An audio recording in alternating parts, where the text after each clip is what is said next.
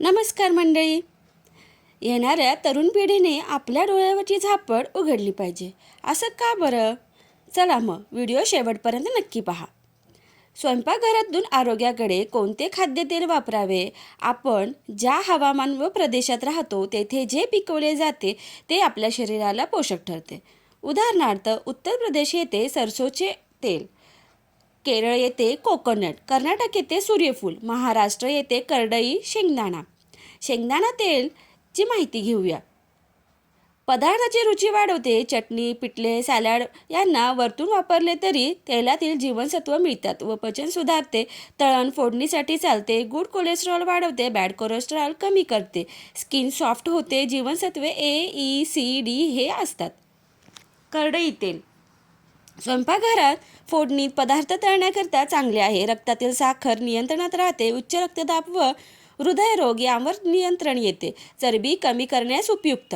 सूर्यफूल तेल स्वयंपाक करण्यासाठी वापरतात. थोडा उग्र वास येतो. हाडांसाठी चांगले. संधिवात कमी करते. अस्थमा प्रतिबंध होतो. कर्करोगाला प्रतिबंध होतो. परंतु राजूबाईंनी हे तेल योग्य नसल्याचे म्हटले आहे. जवस तेल स्वयंपाकघरात पदार्थ करण्यासाठी वापरात नाही. हे तेल चटणीमध्ये किंवा कणिक भिजवताना किंवा चपातीला वरून लावावे. हे तेल चवीला उग्र असते. उष्ण व औषधी आहे. यामुळे हार्ट ब्लॉकेजेस, रक्तातील गुठळ्या कमी होतात. स्त्रियांच्या रजोनिवृत्त नंतर निर्माण होणारा इस्ट्रोजन संबंधित हार्मोन्सवर गुणकारी आहे. ओमेगा 3 मुळे पेशींची लवचिकता वाढते. या तेलात 6 जीवनसत्वे आहेत. त्यामुळे ऑस्टिओपोरोसिस, ऑस्टिओआर्थरायटिस, अस्थमा, कॅन्सर यामध्ये हे तेल गुणकारी आहे. या तेलाचा वापर योग्य प्रमाणात करावा. खोबरेल तेल तेलाचे अनेक उपयोग आहेत. स्वयंपाकासाठी चांगले आहे. विशेषतः या तेलात शिरा, पोहे, उपमा, साऊथ इंडियन पदार्थ खूपच चविष्ट होतात. तळण्यासाठी सुद्धा चांगले. याचे वैशिष्ट्य हे की 2 ते 3 वेळेस तळले तरी तेलातील विटॅमिन्स टिकून राहतात. पोटाचा घेर कमी करून शरीर स्लिम करते. चरबी कमी करणारे आहे. अँटीसेप्टिक म्हणून देखील उपयोगी आहे. यामध्ये कापूर, अमृतधारा, नीम तेल प्रमाणात टाकल्यास केस काळे व दाट होऊन केसांच्या समस्या दूर होतात. सूर्याच्या कोवळ्या उन्हात वरील मिश्रण लावल्यास कोंडा जातो व शरीरात थंडावा येते.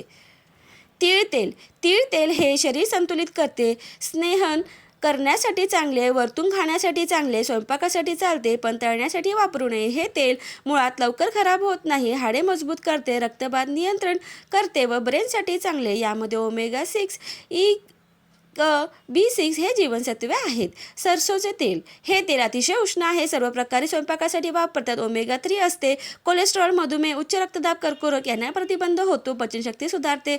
शौचाला साफ होते. प्रतिकारशक्ती वाढवते. या तेलाने मसाज केल्यास अंगदुखी थांबते. रिफाईंड तेलाच्या अतिवापरामुळे कोलेस्ट्रॉल वाढणे, हृदयविकार, मधुमेहाचा धोका आणि लठ्ठपणा यांसारखे गंभीर आजार होऊ शकतात. या तेलावर उच्च तापमानात रासायनिक प्रक्रिया केली जाते ज्यामुळे त्यातील नैसर्गिक पोषक घटक नष्ट होतात आणि ते पचनास जड व हानिकारक बनतात. रिफाईंड तेलाचे मुख्य दुष्परिणाम कोणते?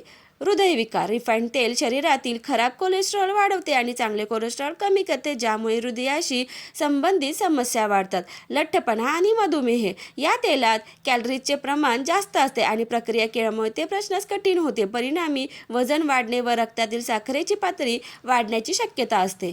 यकृत आणि किडनीचे नुकसान. यातील रासायनिक घटकांमुळे यकृत आणि किडनीचे कार्य खराब होऊ शकते. त्वचेच्या समस्या. रिफाईंड तेलाच्या वापरामुळे त्वचेवर अकाली सुरकुत्या पडणे, कोरडेपणा आणि मुरमे यांसारख्या समस्या उद्भवू शकतात. रोगप्रतिकारशक्ती कमी होणे. या तेलाच्या सततच्या सेवनाने शरीराची नैसर्गिक रोगप्रतिकारशक्ती, इम्युनिटी कमी होते.